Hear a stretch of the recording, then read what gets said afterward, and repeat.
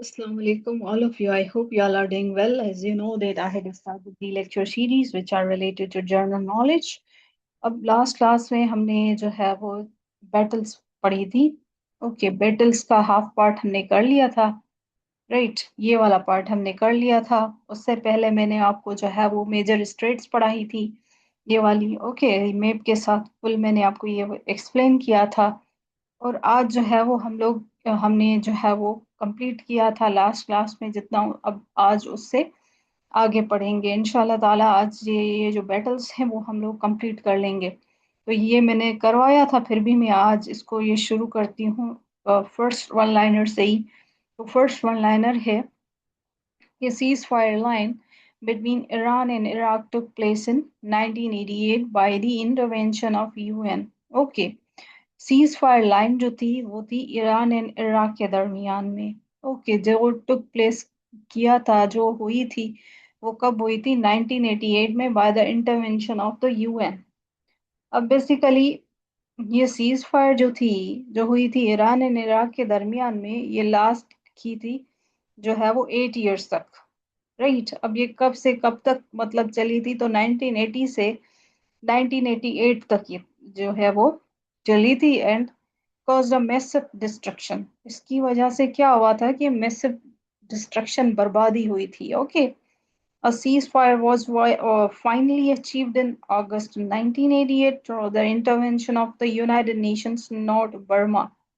Okay, United Nations की जब intervention हुई थी, राइट, तब ये जो है वो सीज फायर हुई थी। अब आप ये मत समझिएगा कि ये इसका आंसर है। No, this is the answer. Okay, किसकी इंटरवेंशन हुई थी? यूएन की इंटरवेंशन हुई थी। उसी वजह से क्या हुआ था कि अ, ये मुमकिन हो पाया था। Okay, ceasefire. This war is one of the longest conventional wars in 20th century। Okay, 20 century का ये जो है वो longest conventional war था। आगे आ जाते हैं। The place names named Normandy became world famous due to D-Day landing during the Second World War on 6 June 1944। Normandy is located in France। Okay, अब देखें ये नॉर्मेंडी जो एंड डी डे, ये मैंने आपको पहले भी बताया है, बट लास्ट क्लास में ये मैं आपको फिर से बता देती हूँ कि डी डे जो है वो कहा जाता है जब अलाइड फोर्सेस जो थी ना, नॉर्मेंडी जो है फ्रांस में है। Okay, and it become famous due to the D Day landings during the world war two. अब डी डे में हुआ क्या था कि जो अलाइड फोर्सेस थी, जिसमें आता है USA, UK and Canada. Okay, इन्होंने लैंड किया था on the beaches to begin liberation of the Europe from Nazi Germany. समझ रहे हैं? इट मीन्स दैट, मैं ये बोलना चाह रही हूँ सिंपल वर्ड्स में कि अलाइड फोर्सेस में जो थे, यूएस था, यूके था, कनाडा था, इन्होंने जो बीचेस थी ना नॉर्मेंडी की, फ्रांस की, उधर लैंड किया था ताकि वो लिबरेट कर सकें यूरोप को। अब देखें, फ्रांस जो है वो यूरोपियन कंट्री है, ये आपको पता होगा, यूरोप कॉन्टिनेंट में आता है। ओके, तो उस टाइम उधर नाजीज नाजीज थे। ओके, जर्मनी, नाजी जर्मनी था। ओके, तो उनसे इनको लिबरेशन देने के लिए इन्होंने जो है इनकी बीचेस पे लैंड किया सीक्रेटली। और ये वर्ल्ड वॉर टू के टाइम पे हुआ। And it is considered the turning point of world war two in the Europe. Right, अब आ जाते हैं हम लोग नेक्स्ट वन लाइनर की तरफ। Pearl Harbor incident took place on 7 दिसंबर 1941 में। ओके, ये पर्ल हार्बर जो है, अब जापान ने जो था वो क्या किया था, मैं इसके बारे में थोड़ा सा बता देती हूँ आपको। पर्ल हार्बर इंसिडेंट के बारे में, जो हुआ था 7 दिसंबर 1941 को। Okay, Japan attacked the US naval base at Pearl Harbor in Hawaii. Okay, अब ये पर्ल हार्बर के बारे में जो बोला जा रहा है कि ये मैंने अभी आपको बताया कि ये यूएस का नेवल बेस है, पर्ल हार्बर जो हवाई में है। ओके, हवाई में। Okay, this attack forced the United States to enter World War II।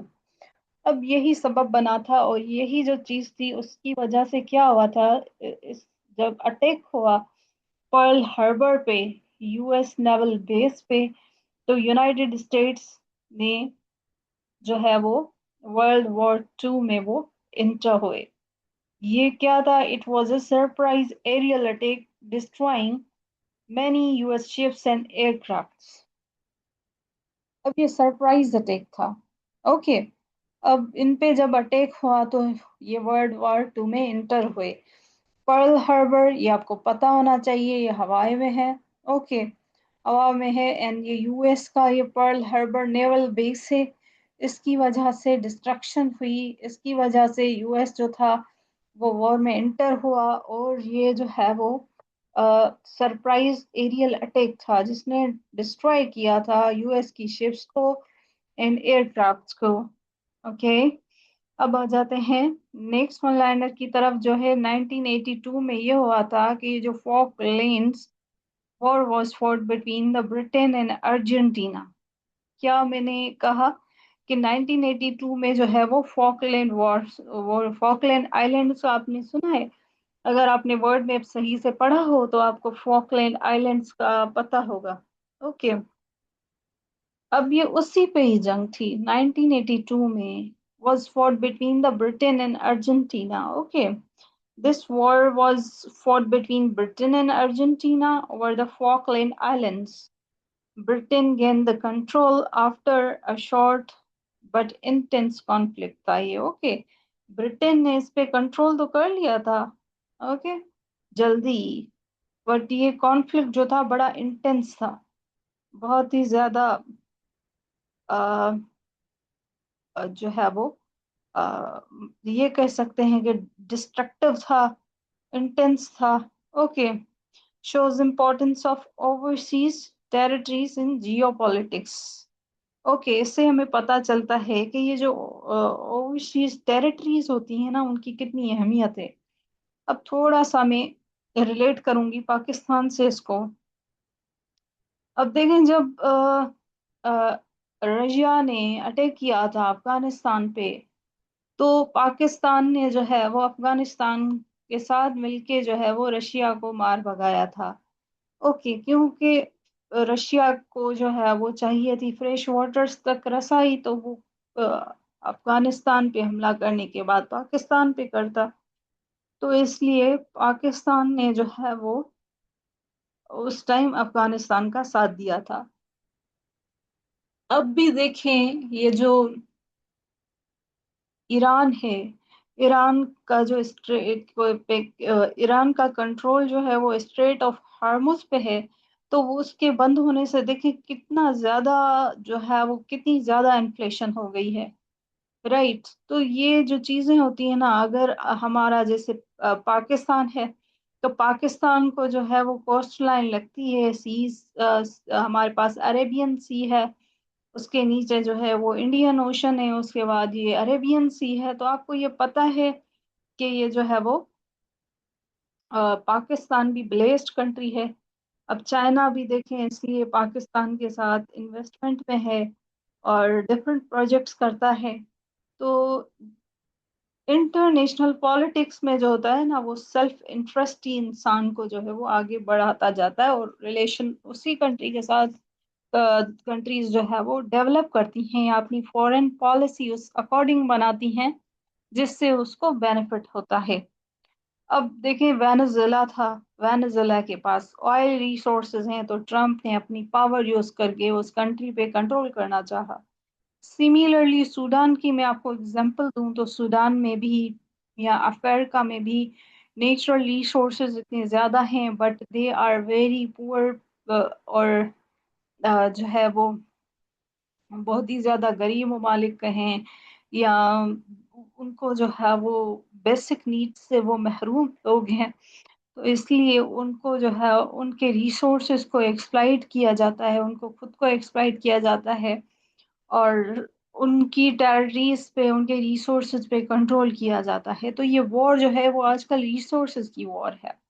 अब ईरान के साथ भी वही इशू है, ईरान के पास ऑयल है, ईरान के पास गैस है, तो ईरान के पास अदर रिसोर्सेज हैं, लाइक जैसे अभी ट्रम्प ने कहा कि आप ये जो अपना लिथियम है जिससे आप जो है वो अपने हथियार बनाते हैं और आपने जो है वो लीथल किस्म के जो है वो वेपन्स बनाने हैं, तो आप ये किसी और कंट्री में ट्रांसफर कर दें। तो देखें वो जो ग्लोबल पार्ट्स है ना, वो चाहते हैं कि अब में हमारा इन्फ्लुएंस रहे, हमारा कंट्रोल हो इन रिसोर्सेज पे, क्योंकि वो डायरेक्टली तो वॉर में है ईरान के साथ, but indirectly they are trying to contain its rival parts like China, because सबसे ज्यादा ऑयल जो है वो चाइना ईरान से खरीदता है और उसी के साथ जो है वो ट्रेड करता है, राइट। और चाइना आपको पता है कि कितनी तरक्की कर रहा है। तो ये सारी चीजें जो होती है ना वो देखी जाती हैं इंटरनेशनल पॉलिटिक्स में। तो मैं सॉरी बहुत ही ज्यादा आगे निकल जाती हूँ एक्सप्लेन करने में चीजों को, सो सॉरी फॉर दैट। हम लोग टॉपिक पे आते हैं, क्योंकि ये वो लेक्चर नहीं है जिसमें मैं आपको जो है वो इतना डीप में बताऊं, ये वन लाइनर सीरीज है, तो हम लोग उसको उसी हद तक महदूद रखते हैं। But if you want me to tell you about the international world affairs, then you must comment, uh, give your suggestions and comments in the comment box so that I will make videos related to that as well, because वो मेरे पास notes भी हैं available, but आपकी demand नहीं आती इसलिए मैं नहीं उनको अपलोड करती, राइट। आ जाते हैं हम लोग, फॉकलैंड आइलैंड्स डिस्कस कर रहे थे। तो ये फॉकलैंड आइलैंड्स जो था वो वॉर हुआ था between Britain and Argentina, okay, and Britain regained the control after a short but intense conflict. और ये जो था वो इम्पोर्टेंस बताता है ओवरसीज टेरिटरीज एंड जियोपॉलिटिक्स की। आगे हम लोग आ जाते हैं सिविल वॉर पे। Civil war of USA lasted for 1861 to 1865। अब ये जो सिविल वॉर थी ना, अमेरिकन सिविल वॉर 1961 से 1861 से 1865 तक, ये जो वॉर थी वो थी between the northern states union and southern states confederacy, okay. Main issue क्या था? Slavery and states rights. अब ये जो थे ना मार्टिन लूथर, आपने सुना होगा, अगर आपने उनकी कोई केस स्टडी सॉल्व की हो कभी, या उनके बारे में उनकी स्ट्रगल के बारे में, या थोड़ी सी भी अगर उन्होंने उनकी आपने डॉक्यूमेंट्री या उनका स्ट्रगल, वो कितने साल जो है वो अपार्थीड मूवमेंट चलाते रहे, और ये जो ब्यास्ट किस्म का एक एटीट्यूड था स्लेवरी और गुलामी का जो रवाज था यूनाइटेड स्टेट्स में, उसके खिलाफ उसने कितना जो है वो काम किया। तो वो आपको इसके बारे में पता चल जाएगा कि ये सिविल वॉर जो है वो कैसे हुई थी और किन चीज़ों पे थी। तो ये नॉर्दर्न स्टेट्स यूनियन जो है उनके साथ और साउदर्न स्टेट्स कॉन्फेडरेसी के साथ जो थी वो लड़ी गई थी। स्लेवरी एंड स्टेट्स राइट पे बात हुई, ओके। और स्लेवरी जो है वो एबॉलिश हुई थी यूएसए में इसके बाद। जैसे मार्टिन लूथर का आपने सुना होगा, मार्टिन लूथर अपने लोगों के लिए, जो उनके जो है वो ब्लैक अमेरिकन जो थे उनके लिए वो खड़े हुए, क्योंकि उस टाइम ये रवाज होता था कि उनको बहुत ही एलियनेटेड जो है वो रखा जाता था, अलग समझा जाता था, और जो है वो उनको बहुत ही बुरे तरीके से ट्रीट किया जाता था। अब मार्टिन लूथर ने जो है वो उन चीज़ों को, जैसे सपोज करें यूनिवर्सिटीज में स्कूल्स में उनको अलग बिठाया जाता था। अगर कोई गोरा बैठा हुआ है बस में, अगर कोई ब्लैक अमेरिकन जो है वो बैठा हुआ है बस में, तो अगर कोई गोरा आता था तो वो उठ जाते थे, अपनी जगह छोड़ देते थे, उनको जगह देते थे। तो ये रवाज हो तो हुआ करता था, उनके साथ जो है वो बहुत ही बुरा सलूक किया जाता था, जिसकी वजह वजह से जो मार्टिन लूथर थे उन्होंने स्ट्रगल की। इनफैक्ट वो बहुत ही ज्यादा अरसा जेल में भी रहे, और उन्होंने अपनी स्ट्रगल जारी रखी और उनको नोबेल प्राइज भी मिला था, ओके। अब देखिए हम जो है इस पे ये मैंने आपको बताया। अब आ जाते हैं नेक्स्ट वन लाइनर की तरफ। तो नेक्स्ट वन लाइनर जो है वो है, वन सेकेंड,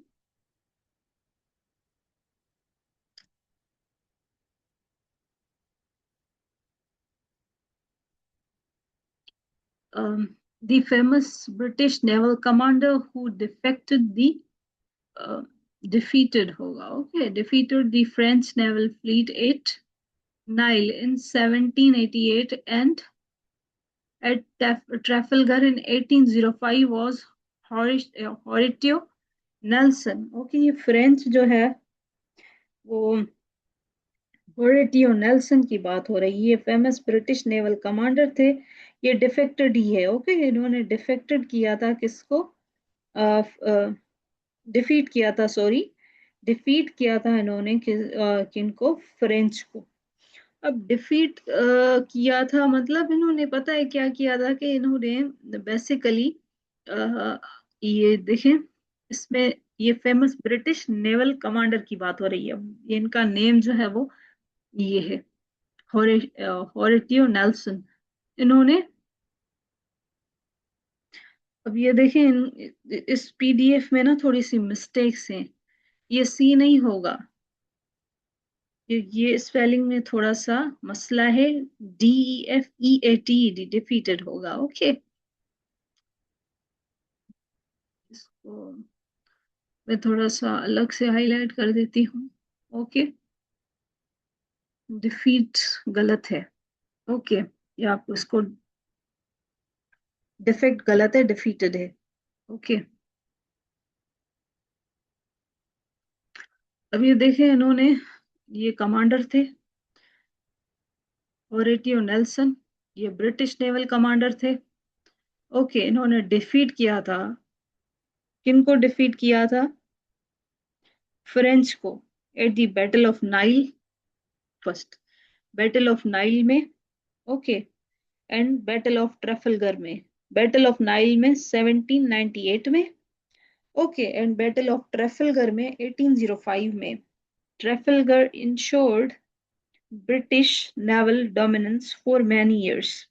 ओके, ट्रैफलगर जो थे वो इंश्योर करते थे ब्रिटिश नेवल की डोमिनेंस बहुत सालों तक। ओके, तो ये आपको पता होना चाहिए कि ये कौन थे। ये ब्रिटिश नेवल कमांडर थे जिन्होंने डिफीट किया था फ्रेंच को बैटल ऑफ नाइल में एंड बैटल ऑफ ट्रैफलगर में। नीचे आ जाते हैं हम लोग। नीचे है कि इसमें लिखा हुआ है, अब इसमें भी ये जो है ना मिस्टेक है। ठीक है, ये ये डी नहीं होगा, ये बी होगा। Okay, it's not D, it's B. Boer War fought between British Empire and Dutch settlers.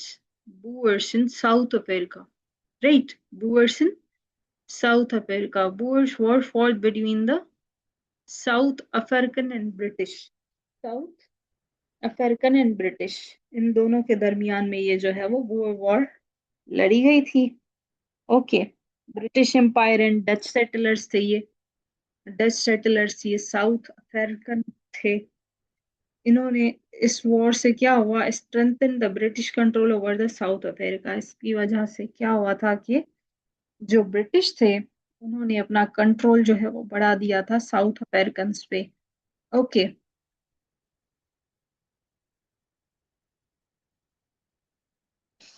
Next one liner की तरफ आ जाते हैं। Fighting broke out between the Greeks and the Turks in July 1974। अब Greece versus Turkey conflict, right, कब, 1974, right. Greece versus Turkey conflict, 1974. Conflict started over Cyprus, and Turkey invaded Cyprus after a coup supported by Greece. Cyprus divided into the two parts. Right. अब simple words में मैं अगर आपको बताऊं, ये war चली। Okay, conflict start हुआ किसकी वजह से, साइप्रस जो था उस पे ये जो है वो कॉन्फ्लिक्ट स्टार्ट हुआ था। टर्की ने इन्वेड किया था साइप्रस को। ओके, और coup जो है वो जब कूब जो था वो सपोर्ट कर रहा था ग्रीस को। ओके। साइप्रस डिवाइड हो गया दो हिस्सों में, पर इन्वेड किया था टर्की ने, and you know Turkey invaded Cyprus after coup supported by the Greece. ओके। और साइप्रस दो हिस्सों में डिवाइड हो गया था।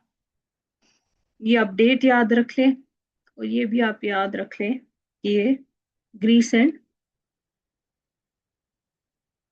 टर्की के कॉन्फ्लिक्ट की बात हो रही है। Okay. At the end of the Second World War in 1945, Germany was divided among four major parts. Right? After the end of Second World War in 1945 में हुआ क्या कि जर्मनी जो था वो फोर मेजर पार्ट्स में डिवाइडेड हो गया था। और वो फोर मेजर जोन्स कौन से थे? वर्ल्ड वॉर टू के बाद जर्मनी जैसे डिवाइड हो गया फोर जोन्स में, controlled by USA, UK, France, USSR, later became East Germany and West Germany. ये मैं सिंपल वर्ड्स में बताऊं कि वर्ल्ड वॉर टू जब हुआ ना, तो ये जर्मनी जो है वो चार हिस्सों में, चार जोन्स में डिवाइड हो गया, और वो कंट्रोल करते थे USA, UK, France and USSR. और बाद में क्या हुआ कि बाद में ये जो है वो East Germany and West Germany बन गया। Okay. In opium war Britain fought against China. अब ओपियम वॉर हुआ था, राइट, जिसमें जो ब्रिटेन एंड चाइना के दरमियान में था, 19th सेंचुरी में हुआ था। कॉज क्या था? Trade disputes, specially opium trade, right. China had to open the ports to British trade. China को क्या करना पड़ा था? ओपन करने पड़े थे अपने पोर्ट्स ब्रिटिश ट्रेड के लिए। Okay. Trade disputes, specially opium trade, right. तो ये आपको ओपियम का जो ट्रेड होता था ना, तो उसकी वजह से ये वॉर हुआ ब्रिटेन एंड चाइना के दरमियान में, ट्रेड वॉर था, ओपियम ट्रेड पे हुआ था। ओके। चाइना को ओपन करने पड़े थे अपने पोर्ट्स ब्रिटिश ट्रेड के लिए। और ये कब हुआ था? 19th सेंचुरी की बात है ये। Okay. Gulf War January 1991 stopped in February 28 1991। अब ये देखें, गल्फ वॉर भी हुआ था, स्टार्ट हुआ था जनवरी में, और फरवरी 28 को ये एंड हो गया था। ओके। इराक ने इन्वेड किया था कुवैत को, और US led collision forced Iraq out. Okay. तो ये जो है वो आप याद रख लें, राइट।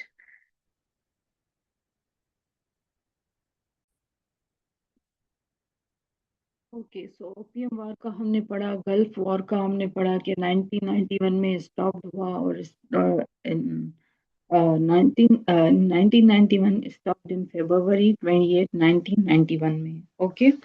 तो ये जो है वो जनवरी 1991 में स्टार्ट हुआ था, और 1991 में जो है वो एंड हो गया था।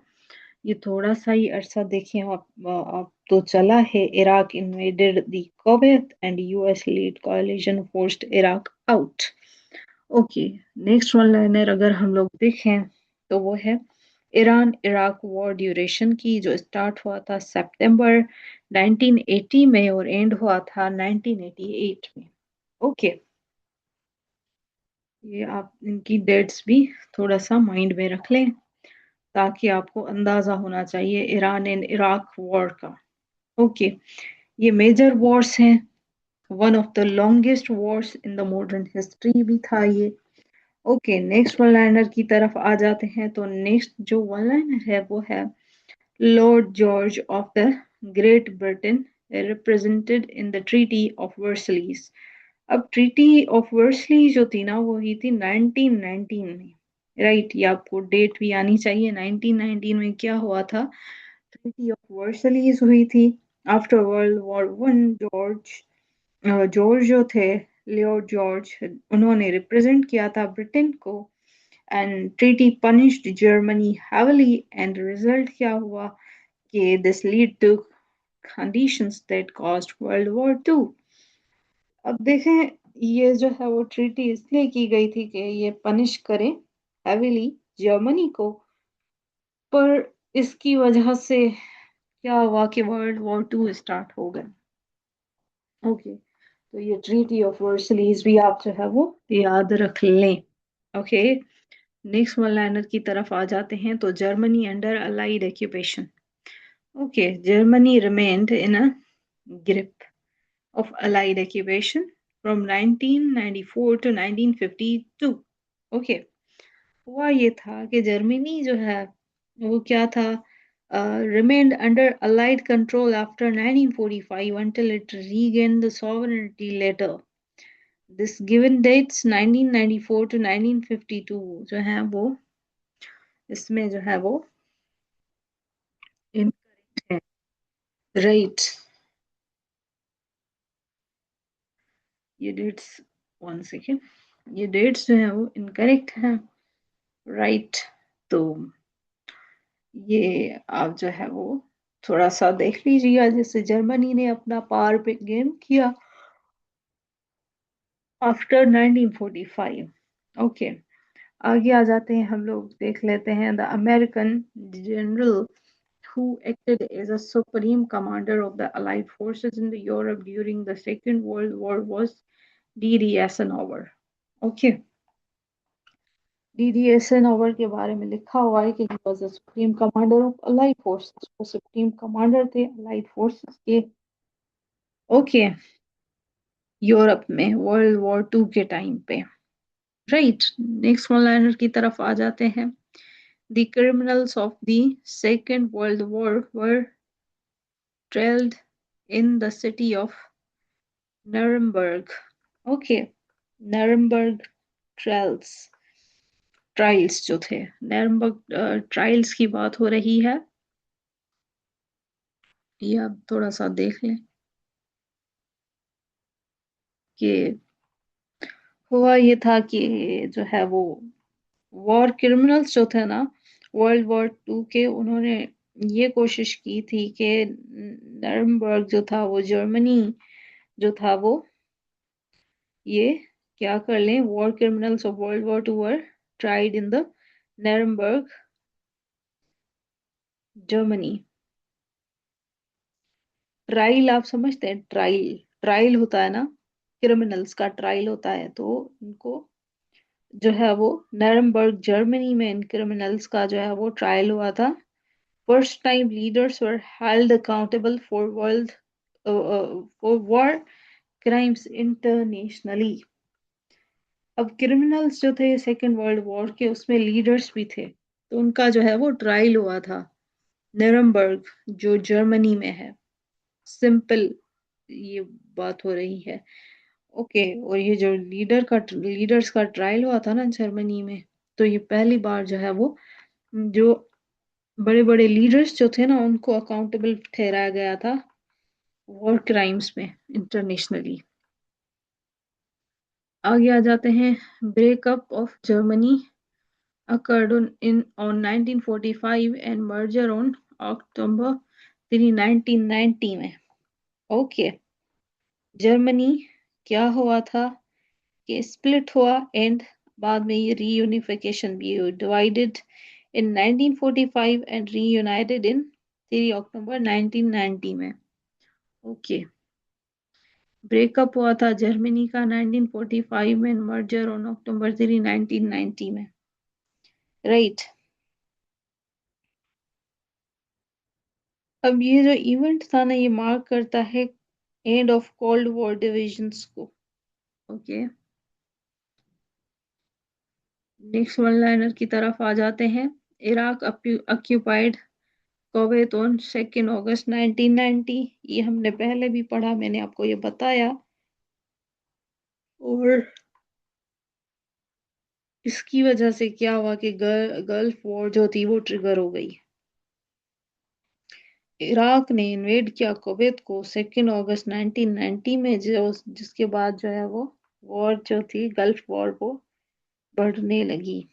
ओके, आगे आ जाते हैं हम लोग। USA dropped an atom bomb on Hiroshima on 6 अगस्त 1945 में। अब ये जो देखें एटम बम गिराया गया था हिरोशिमा, वो 6 अगस्त 1945 को ड्रॉप किया गया था। यूएसए ने ये ड्रॉप किया था atomic bomb on Hiroshima. Okay, followed by Nagasaki on 9 August. Result क्या हुआ कि जापान ने जो है वो सरेंडर कर लिया था।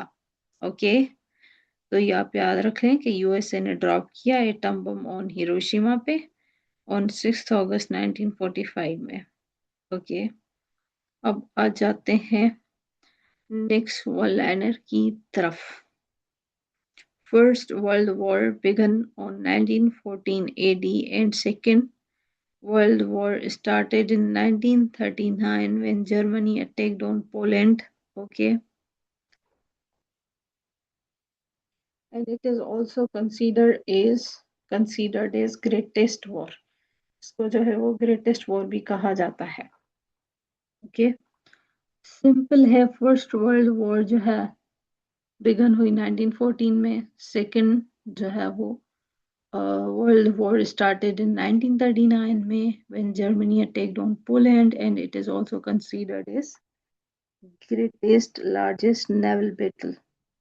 Okay, largest war in the history, समझ रहे? ओके, नेक्स्ट वन लाइनर की तरफ आ जाते हैं। Germans call World War One sea fight, Battle of Skagerrak, what in UK Battle of Jutland। अब ये देखें, ये बैटल ऑफ जूटलैंड थी बेसिकली वर्ल्ड वॉर वन में, known as the battle of Skagerrak Germany and battle of Jutland UK, largest naval battle of world war one. Okay, battle of Jutland जो है इसको जो है वो बैटल ऑफ शकागर कहा जाता है जर्मनी में, एंड बैटल ऑफ जूटलैंड जो है वो कहा जाता है यूके में।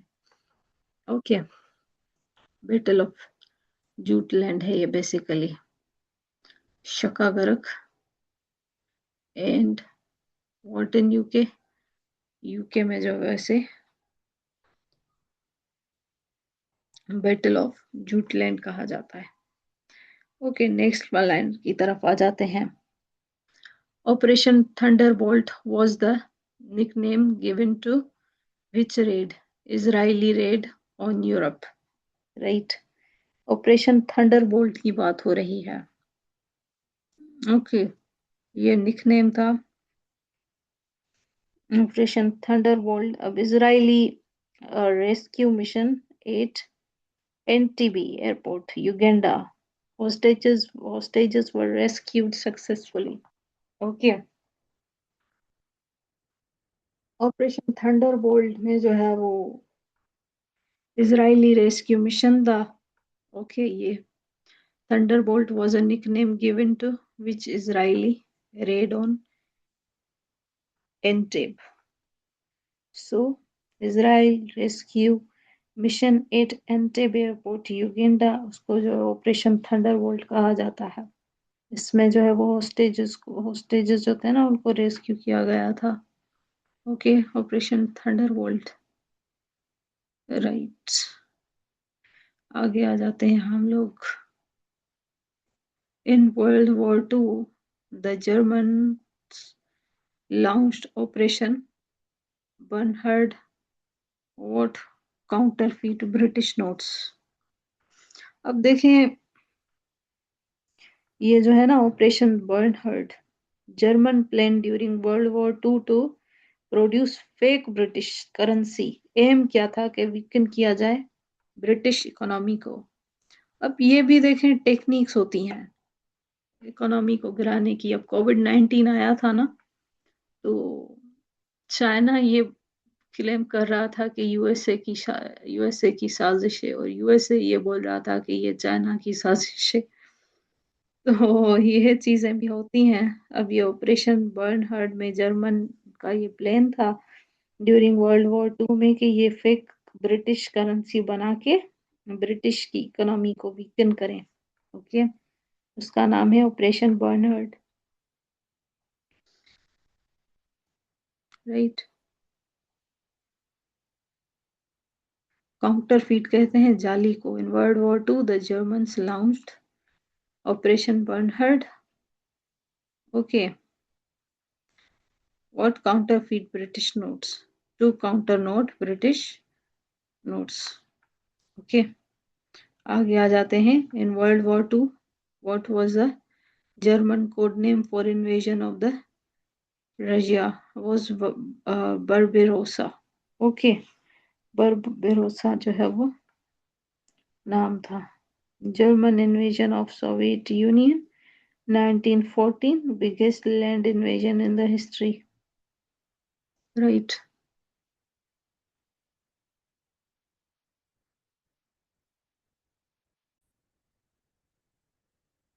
अब आ जाते हैं नेक्स्ट वन लाइनर की तरफ। इन वर्ल्ड वॉर 2 में what was German code name for invasion of the Russia. तो उसका जो कोड नेम था वो बर्बर बरोज बर्बरोसा था। ओके, तो ये देखें ऑपरेशन बर्बरोसा। ओके, जर्मन ने जो है वो इन्वेजन की थी सोवियत यूनियन की 1941 में। Biggest land invasion in the history it was. Okay, German invasion on German invasion on Soviet union, जिसको आप रशिया कहते हैं आज। ओके, तो सोवियत यूनियन भी टुकड़ों में बढ़ गया था, हिस्सों में डिवाइडेड हो गया था। रशिया पहले, इनको जो है वो हम लोग सोवियत यूनियन यूएसएसआर कहते थे। ऑपरेशन ड्रैकुला की बात हो रही है नीचे। Okay, operation Dracula and world war 2 freed vote city, तो वो Rangoon Burma. Okay, operation Dracula allied operation to capture the Rangoon Myanmar in Burma. Allied operation जो था वो कैप्चर करता था रंगून म्यांमार और बर्मा को फ्रॉम जापान। आगे आ जाते हैं हम लोग। कुछ जो है वो रह रही हैं, तो हम लोग इनको जल्दी से कर लेते हैं। Which 19th century battle UK USA fought after the peace signed Battle of the New Orleans? Okay, तो ये जो है वो बैटल जो थी न्यू ऑरलेंस की 1815 में हुई थी, fought between USA and Britain even after peace treaty sign. ये शो करता है स्लो कम्युनिकेशन को उस टाइम की। ओके, इनकी पीस डील भी हो गई थी, फिर भी इनके दरमियान में क्या हुआ कि फाइटिंग हो गई यूएसए एंड ब्रिटेन के दरमियान में। ओके, इसलिए हम लोग इसका जो नाम था वो था battle of New Orleans. Waterloo is known as Waterloo जो है वो बेल्जियम में। ओके, बैटल ऑफ वाटरलू भी कहते हैं, took place in Belgium. Battle of Waterloo जो था वो हुआ था कब? वाटरलू टुक प्लेस हुआ था, किया गया था बेल्जियम में। ओके, आगे अगर हम लोग देखें तो ये वाटरलू का हमने पढ़ा बेल्जियम में हुआ था। Okay, the duke of Wellington defeated Napoleon at the battle of Waterloo in 1815 में। ये जो ड्यूक ऑफ वेलिंगटन है ना, उसने क्या किया था? डिफीट किया था नेपोलियन को। Duke of Wellington defeated Napoleon at the battle of Waterloo in 1815। Okay, duke of Wellington जो था वो डिफीटेड हुआ था। Napoleon Bonaparte at the Waterloo जो था ended Napoleon's rule. Okay, next one liner की तरफ आ जाते हैं। ये बैटल ऑफ वाटरलू पूछा जाता है तो आप ये याद रख लें, ड्यूक ऑफ वेलिंगटन डिफीटेड हुआ था by Napoleon. Okay, in battle of Sabroan English defeated six and captured Lahore. Battle of Sobraon हुआ था 1846 में। ब्रिटिश ने डिफीट किया था सिक्स को एंड कैप्चर किया था लाहौर को। ये हिस्सा है एंग्लो सिक्स वॉर का। Okay, Anglo and six six की जो वॉर हुई थी ना, उसका हिस्सा है। ओके, ये बैटल ऑफ सेब्रोइन, राइट। आगे आ जाते हैं। इराक ऑक्यूपाइड कुवैत इन अगस्त 1990 में। ओके, इराक ने, ये हमने पहले भी पढ़ा ना, आपको पता है। ओके, तो या Iraq occupied Kuwait in August 1990. North Korea invaded South Korea in 1950. North Korea ने इन्वेड किया था साउथ कोरिया को 1950 में। स्टार्ट ऑफ कोरियन वॉर था। Still technically not ended, only cease fire हुई है, ये टेक्निकली एंड नहीं हुआ है। क्योंकि आपको पता है ये किम जोंग जो है वो नॉर्थ कोरिया का लीडर कितना पावरफुल है और कितने जो है वो वॉर्स में जो है वो ये, बस इसको मौका चाहिए कि भाई मुझे बुलाओ, मुझे लड़ना है। क्योंकि इसको अपने पावर पे जो है, क्योंकि इसके पास वेपन्स एडवांस्ड है बहुत ज्यादा। ओके, तो हाँ, north Korea and south Korea की बात हो रही है कि नॉर्थ कोरिया ने इन्वेड किया था साउथ कोरिया को 1950 में। Okay, Darfur conflict in Sudan caused by the ethnic and the political tensions led to humanitarian crisis. Okay, Darfur conflict Sudan में हुआ। ओके, इसकी वजह से इथनिक एंड पॉलिटिकल टेंशन हुई और ह्यूमैनिटेरियन क्राइसिस भी हुए।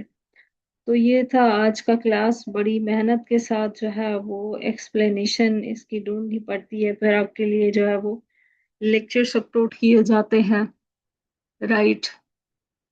समटाइम्स हम खुद भी इतने टायर्ड होते हैं कि हमें खुद को जो है वो एनर्जी नहीं होती इतना बोलने की।